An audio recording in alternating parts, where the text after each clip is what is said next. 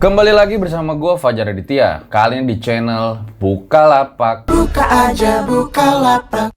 Yuk, buat para penonton RJ5, kita rame nih video kali ini dengan cara komen yang banyak. Yuk ribuan komen. Nah, pada kali ini gue tuh pengen cerita sama kalian ya, pengalaman orang kantoran nih. Ketika dia mudik ke Alas Roban, sialnya dia malah ngalamin kejadian horor. Ya kalian lihat sendirilah nanti ceritanya kayak gimana. Nah, sebelum dimulai, jangan lupa subscribe dulu nih channel Bukalapak biar channel ini jadi 1 juta subscriber. Terus gue juga pengen ngasih tahu nih kalau Bukalapak lagi ada bobol gercep spesial gajian nih. Periode 28 Maret sampai 1 April dan juga selalu ada potongan ekstra. Makanya ayo guys nih kita rayain nih sebagai payday milik Bukalapak karena emang promo dari Bukalapak ini sangat wah, gila sih. Nih kalian contoh guys, di periode 28 Maret sampai 1 April ada Vivo V21 dengan harga cuma 1.999.999. Terus juga ada kursi gaming nih dengan harga 900.999.999 dan terakhir nih powerbank Sol cuman harga 19.000. Ayo makanya nih kita rayain payday sebagai milik Bukalapak. Jangan sampai kelewatan. Jadi langsung ini kita mulai guys. Berikut adalah ceritanya.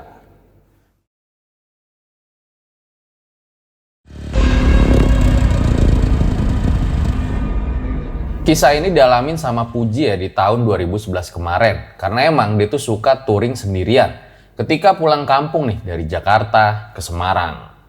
Jadi Puji ini tinggal di Jakarta karena emang kerja ya sejak bulan Maret. Nah, tiba-tiba aja pada saat itu dia tuh dapat kabar kalau adenya ini lagi sakit keras. Ya udah mau nggak mau dia pengen minta izin pulang untuk ke kampung.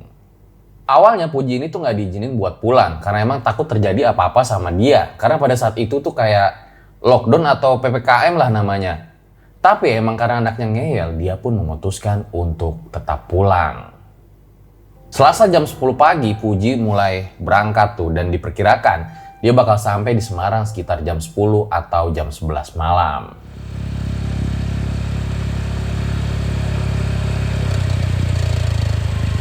Berangkatlah tuh Puji naik motor.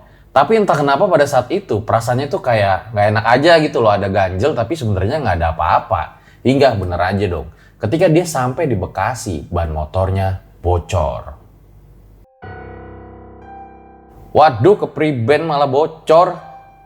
Walaupun firasatnya tuh kayak ada yang ngeganjel, tapi setelah motornya dibenerin nih, dia tetap nekat dong menuju rumahnya yang ada di kampung. Jalanlah tuh Puji, hingga ketika dia masuk ke jalur Pantura, hujan itu mengguyur dengan derasnya. Hal ini membuat Puji tuh jadi beberapa kali sempat menepi. Perjalanan jadi terhambat dong otomatis, makanya jam 10 malam Puji tuh baru tiba di jalur Tengkorak atau jalur Alas Roban. Entah kenapa pada saat itu dia ngerasa jalanan yang gelap dan hawanya yang begitu dingin. Buset, bisa-bisa kemalaman nih gue sampai rumah. Dia coba berhenti sebentar tuh, kirim pesan ke ibunya ya. Kalau dia tuh bakal telat nyampe rumahnya, sekitar jam 12-an lah. Karena emang masih 2 jaman lagi nih perjalanan dia. Setelah selesai kirim pesan, Puji lanjut jalan lagi tuh. Intinya dia pengen cepet-cepet aja sampai di rumahnya. Sekitar 15 menit, Puji ini ngerasa aneh. Loh, gue tuh kayak lewat jalan ini lagi dah. Perasaan tadi udah lewat. Hingga pas dia perhatiin jalanan sekitar, dia tuh ngeliat ada warung tua di pinggir jalan.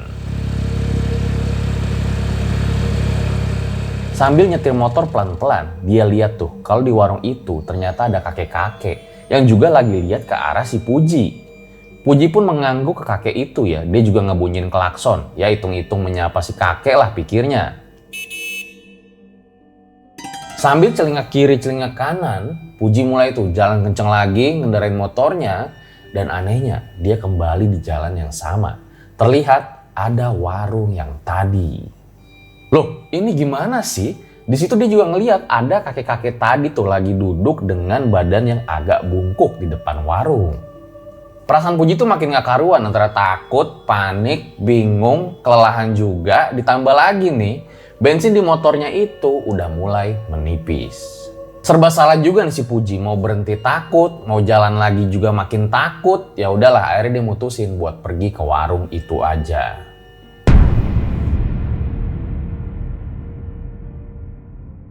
Assalamualaikum kek, assalamualaikum. Ternyata si kakek itu udah nggak ada di depan warung. Saat dicek di dalam juga nggak ada. Ya udahlah, Puji mutusin buat duduk aja tuh di kursi di depan warung. Sambil nunggu si kakek, dia iseng tuh buka Google Maps. Buat mastiin ya sebenarnya tuh dia lewat jalur mana. Kok dari tadi kayak muter-muter doang. Menurut Puji aneh aja ya, karena selama jalan di alas roban dia tuh nggak nemu jalur persimpangan. Yang artinya si Puji ini jalan lurus doang. Dia ngerasa harusnya udah nyampe rumah nih gua. Tapi sialnya dia tuh malah muter-muter di hutan doang. Dan pas dia cek handphone, ternyata nggak ada sinyal. Puji mikir sebenarnya dia tuh salah jalur apa gimana nih. Hingga tiba-tiba aja dia dikagetkan oleh sebuah suara. Kamu habis dari mana dan mau kemana? Mbah, saya mau pulang kampung nih mbah ke Semarang Selatan. Habis dari Jakarta. Tapi sekarang bensin motor saya malah mau habis. Oh, begitu. Kamu sudah melakukan perjalanan jauh. Sebaiknya kamu minum dan istirahat dulu di warung Mbah. Iya mbah. Si kakek itu nyodorin botol air mineral tuh ke si Puji. Si Puji coba tuh perhatiin kakeknya. Ya kayak orang biasa aja. Kakek itu pakai kaos putih yang kayak udah lecek gitu. Terus juga celana warna coklat. Mukanya tuh ya kelihatan ramah. Selain ngasih air mineral, kakek itu juga nyodorin gorengan yang ada di warungnya. Puji dengan senang hati langsung dia comot tuh gorengan. Karena emang gorengannya masih anget, dia lapar juga. Tapi Puji coba tuh perhatiin ke sekitar warung.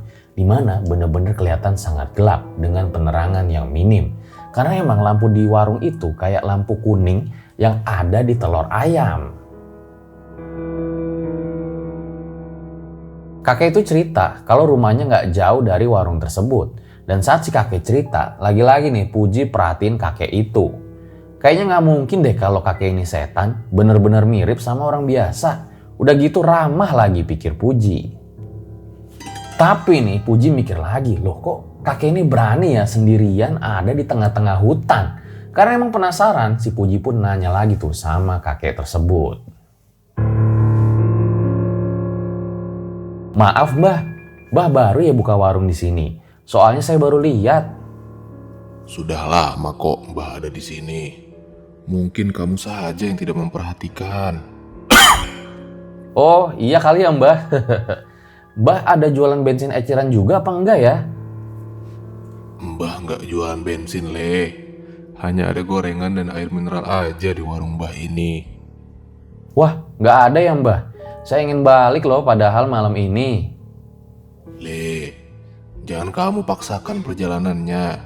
Badan kamu sudah terlalu lelah. Sebaiknya istirahat dulu saja.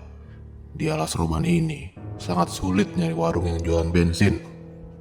Apalagi ini sudah terlalu malam. Puji yang dengerin kata dari kakek itu cuman bisa iya aja, dia mikir lagi tuh. Bener juga nih kalau misalnya gue mogok di tengah jalan bisa-bisa lebih berabe. Tapi entah kenapa ya setelah kakek itu nyuruh Puji nih buat tidur, si Puji ini tiba-tiba jadi ngantuk berat dan kakek itu juga bilang dia baru mau nutup warungnya ketika jajanannya udah pada habis. Hingga gak lama nih ada satu mobil yang berhenti di depan warung kakek tersebut. Terlihat ada seorang pengemudi laki-laki yang badannya agak tambun. Ada juga seorang wanita dan anak kecil yang usianya mungkin 7 tahunan. Mereka masuk tuh ke dalam warung. Tapi begitu mereka masuk, kecium ya, bau anyir yang bau banget. Baunya tuh amis, bahkan amisnya itu kayak lebih parah daripada darah ayam dan ikan yang ada di pasar. Puji mendadak jadi mual, dia gak kuat tuh sampai dia pindah posisi. Dari duduk di dalam warung menuju bangku depan. Pas si Puji ini duduk di depan, dia coba perhatiin jalan tuh. Dimana bener-bener sunyi banget pada malam itu. Gak ada juga satu kendaraan yang lewat. Suasana malam tuh benar-benar kayak mencekam, ditambah lagi langit juga pada gelap karena tidak ada bintang. Pikiran Puji kembali jadi pusing, seketika tubuhnya merinding. Ini sebenarnya gue ada di mana coba? Entah dari mana tiba-tiba tuh dia kepikiran, apa iya gue nyasar ke dunia lain? Tapi buru-buru tuh ditepis pikiran itu karena emang nih kan ada satu keluarga nih yang tadi berhenti di warung tersebut. Karena penasaran dia coba tuh perhatiin keluarga itu yang ada di dalam warung. Puji ngintip tuh dari celah dinding yang terbuat dari anyaman bambu. Tapi pas dilihat kok kayak aneh gitu. Si bapak, ibu sama anaknya diem doang. Dan posisinya itu sama, mereka duduk dengan kepala yang menunduk. Jantung Puji kembali deg-degan. Di situ dia mikir, jangan-jangan ini warung setan lagi. Hingga gak lama ada yang menyentuh tubuhnya. Ngelamun aja. Awas nanti kesambet, Le. Astagfirullah, kek. Puji kaget ya sama kakek itu yang tiba-tiba aja menyenggolnya. Dikirain dia ada setan. Karena emang Puji ini masih kebayang-bayang ya sama wajah dari keluarga itu yang rada pucat. Dan pas dia noleh lagi ke dalam warung, ternyata 3 orang itu sudah hilang. Loh, kok hilang? Di situ Puji benar-benar bingung ya, dia coba cari ke sekitar. Ternyata bener dong gak ada 3 orang itu. Dan kalau memang dia harus keluar, harus kan lewat si Puji. Tapi ini gak ada. Dan pas dia lihat ke arah mobil yang diparkir, mobilnya juga udah gak ada. Puji takut dan merinding, dan dia pun pelan-pelan menoleh ke arah si kakek. Iya, kakeknya masih ada, tapi di situ Puji mikir, jangan-jangan kakek ini setan juga lagi. Seakan ngerti nih dengan maksud dari Puji, tiba-tiba aja kakek itu bilang kayak gini. Apa yang kamu lihat tadi bener kok, Le. Warung Mbah memang sering didatangi arwah korban kecelakaan. Gak usah takut, namanya juga hidup, berdampingan dengan dimensi lain. Harusnya kita hanya takut sama Gusti Allah. Hah? Jadi yang tadi? Sudah, gak usah dipikirin. Sekarang bantu Mbah nutup warung ya, Le. Motormu juga masukin gih ke dalam. Puji masih syok tuh dengan penjelasan si kakek. Kok bisa ketemu setan santai kayak begitu? Apa si kakek ini udah biasa kali ya, pikir dia. Kondisi badan dan mental Puji benar-benar hancur ya, karena emang dia banyak mengalami hal aneh pada malam itu. Si kakek juga mengajak si Puji untuk segera ke rumahnya yang gak terlalu jauh. Tapi masalahnya, jalan itu benar-benar gelap, tidak ada penerangan sama sekali. Ya udahlah, mau gimana lagi daripada di sini sendirian kan, pikir Puji pada saat itu. Jalan tuh mereka menuju rumah si kakek. Karena emang saking gelapnya, Puji pun menyalakan senter handphone tuh. Tapi langsung ditegur sama si kakek. Katanya, matikan saja, takut mengganggu yang lain. Loh, ini yang lain siapa? Orang mereka kan cuma berdua pada saat itu. Lanjut jalan lagi lah tuh mereka. Dan mulai nih memasuki sebuah hutan, entah hutan jati atau apa pada saat itu. Yang jelas kondisinya sangat gelap. Dan jalanan itu cukup licin ya, cuman setapak, bahkan Puji ini sempat beberapa kali pengen kepleset. Tapi yang anehnya nih, si Puji ngeliat kakek itu bisa jalan dengan begitu cepat. Puji terus ngikutin tuh langkah dari kakek itu. Setelah melewati beberapa tanjakan dan belokan, mereka tiba di sebuah perbatasan.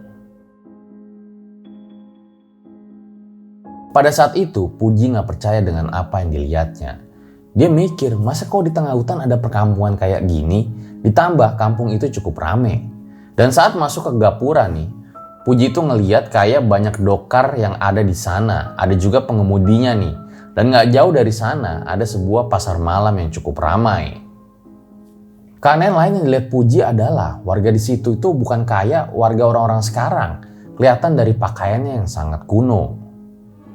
Kakek lalu mengajak Puji menuju rumahnya. Kelihatan tuh rumah kakek cukup luas.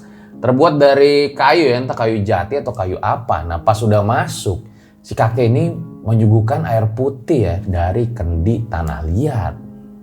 Kakek lalu menyuruh Puji ini untuk segera tidur. Dan sang kakek pun berpesan. Le, jika Mbah sedang tidak ada, kamu jangan sampai keluar rumah ya. Kalau nanti kamu dengar suara riuh orang kampung, kamu abaikan saja. Jika esok kamu bangun dari tidur, segeralah pulang. Dan ingat, baca doa setiap kamu mau berpergian ya. Kakek harus bersiap untuk pergi ke pasar ya buat beli kebutuhan yang nanti bakal dia jual di warung. Ya udahlah, Puji pun langsung masuk ke kamar kakek. Di situ Puji tidur di atas tikar karena emang udah capek. Puji pun langsung tertidur. Entah beberapa lama, si Puji ini tiba-tiba aja dengar ada suara gamelan. Suara itu benar-benar jelas sampai ngebuat Puji jadi kebangun dan dia penasaran ya.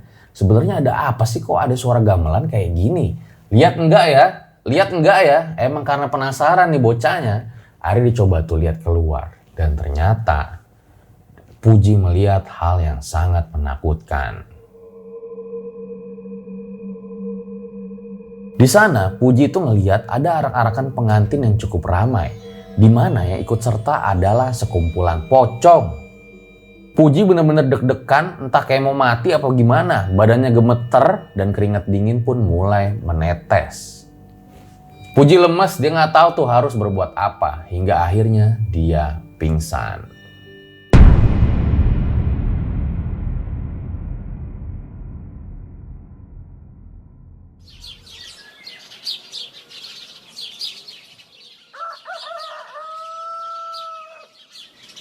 Mas, bangun mas.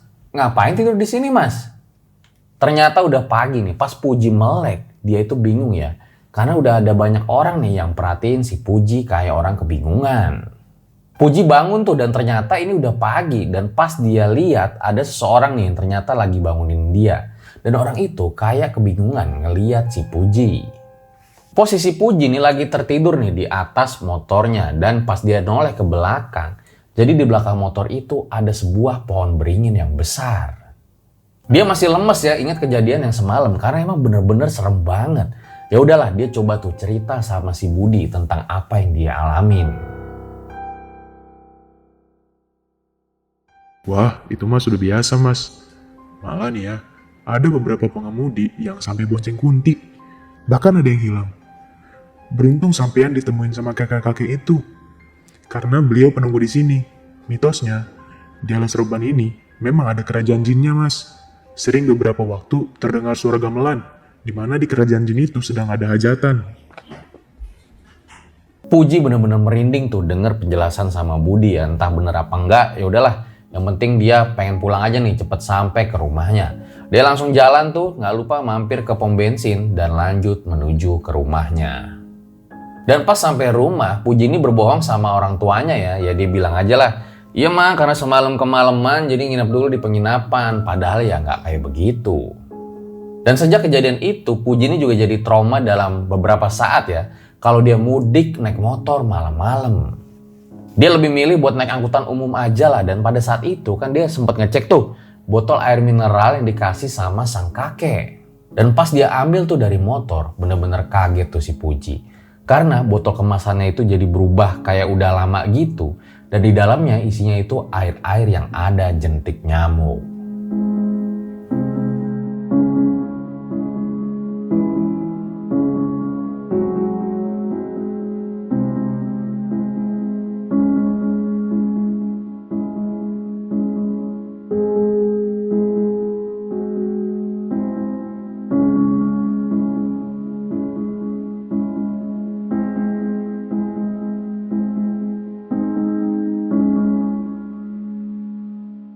Itu dia guys, sebuah kisah pengalaman horor dari Puji ya. Dimana kalau biasanya nih kalau pengalaman horor sendiri nih biasanya ada pro kontra ya.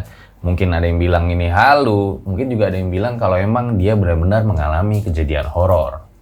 Gimana kalau menurut kalian? Bisa banget komen aja di bawah. Tapi emang ya biasa kita juga sering denger ya kisah-kisah horor ketika orang tuh lagi touring ya. Karena kan emang beberapa tempat itu ada yang masih gelap, kiri kanannya tuh banyak hutan ya, kayak gitu-gitulah. Atau mungkin kalian sendiri nih pernah ngalamin kejadian saat horror touring. Atau mungkin mau ngalamin.